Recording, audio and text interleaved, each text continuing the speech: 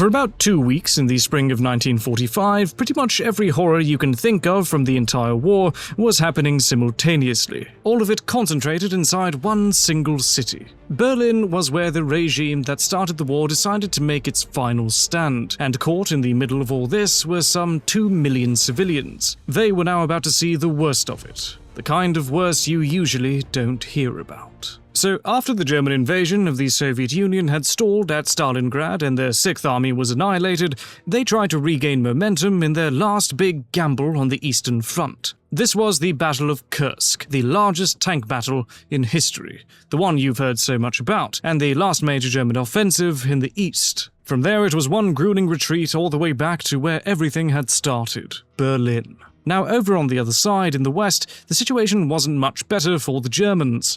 The Western Allies had landed in Sicily, then shortly after mainland Italy, which opened a southern front.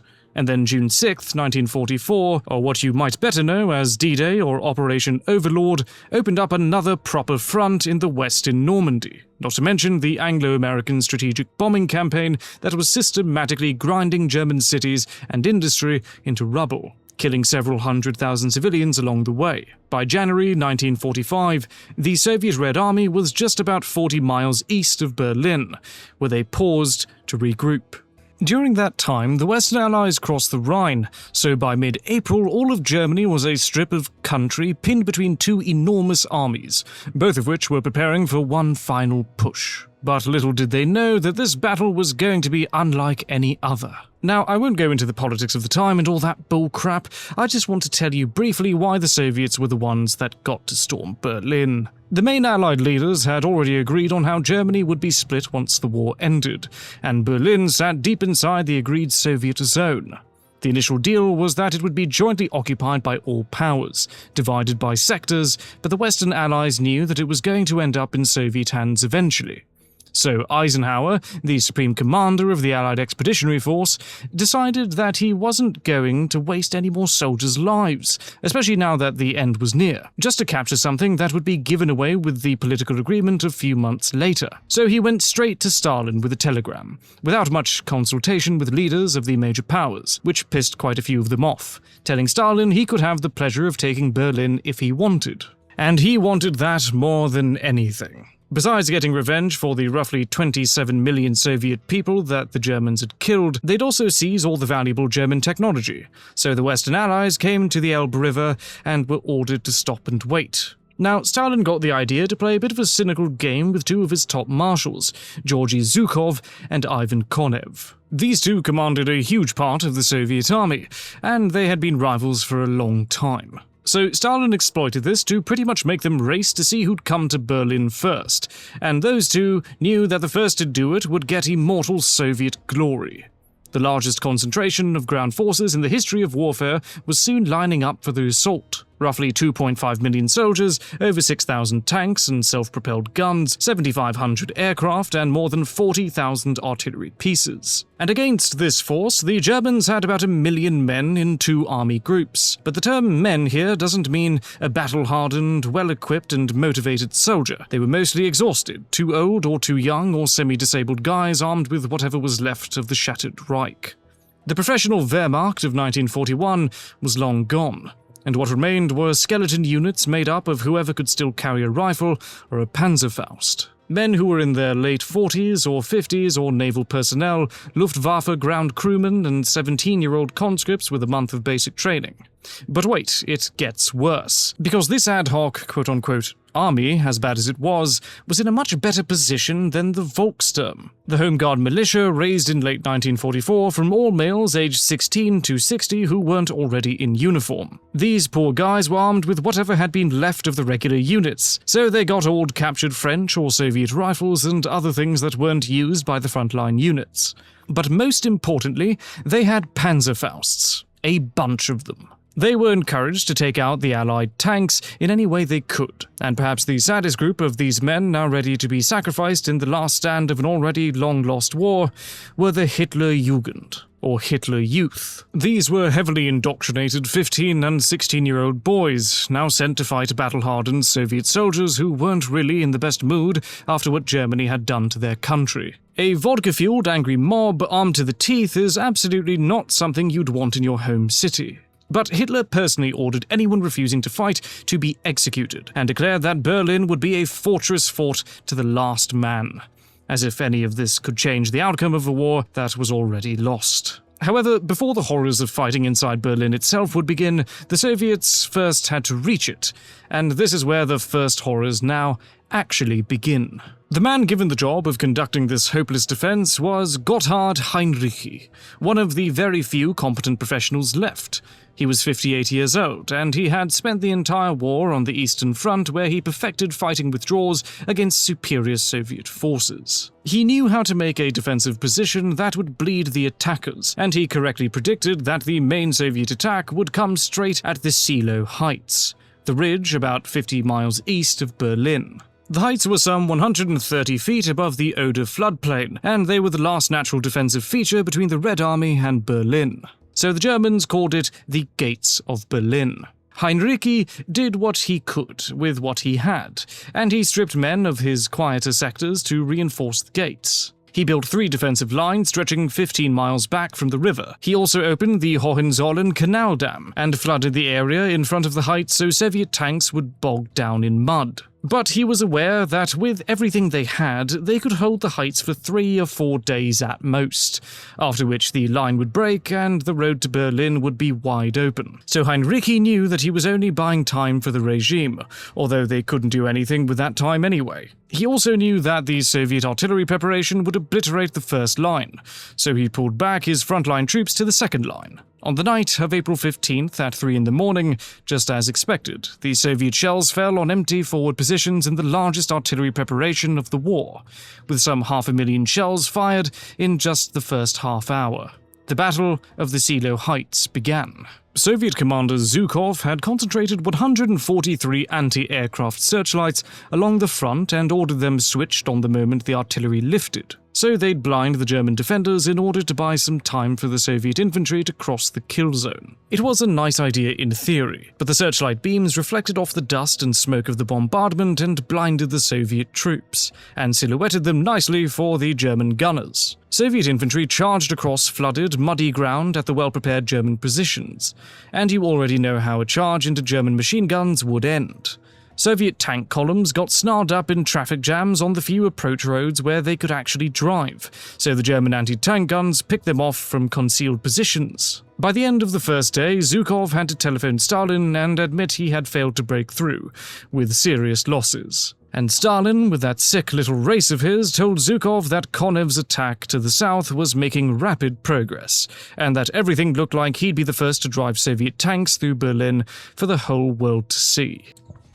So Zhukov made the most logical decision and threw more men and more tanks at the heights, now openly accepting catastrophic losses just to break through by sheer weight of numbers. What actually broke the German defense, though, wasn't this kamikaze frontal attack, but Konev's breakthrough in the south. While Heinrici was holding his defensive positions, Konev's men hit much weaker forces in the south and were now breaking into open country and racing north, threatening to cut off the whole Seelow position. This made Heinrici's brilliant defense strategically pointless. I mean, it wasn't really the most ideal situation to begin with, but now it was obvious that they were about to be cut off. On April 19th, the final German defensive line at the gates of Berlin collapsed, and what was left of their forces limped back toward Berlin in disorder.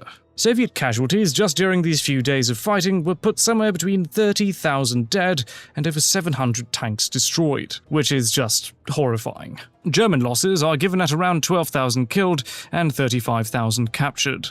But it was now still only the beginning of the real horrors that were about to come. Now nothing stood between Berlin and the Soviet troops. On April 20th, 1945, Hitler turned 56. He held a brief birthday reception inside the bunker for what was left of his inner circle, accepting hollow congratulations and refused once again to leave the capital. That same morning, the first Soviet long-range artillery shells fell on the eastern suburbs of Berlin. Soviet forces soon linked up from the north and south, and Berlin was completely encircled and sealed. No one was going in and no one was going out. Far away on the Elbe River, Soviet and American infantry met up and shook hands on that famous, absolutely not staged photo. Anyway, in Berlin there were some 90,000 defenders and between 2 and 3 million civilians. There was no plan, no relief, or exit. Now, among those defenders, there were different groups with different mindsets. There were a few thousand of what I can freely call fanatics, and the hardcore of them were the Foreign SS. These were Frenchmen, Dutchmen, Norwegians, Latvians, and others from nations occupied by Germany, and these were the guys that decided to fight to the death for Hitler. Although they didn't really decide at this point, they more like didn't have any other choice, because the Soviets were usually executing any captured SS men on the spot, let alone Foreign SS, who were an especially hated kind. The Western Allies were slightly less likely to shoot them on the spot, but they'd surely send them to the countries they came from and let them deal with them, which meant hanging. So they were already dead, and they were going to die fighting in Berlin. Then you have true Hitler believers who couldn't imagine living in any other world, so they also chose to fight to the death.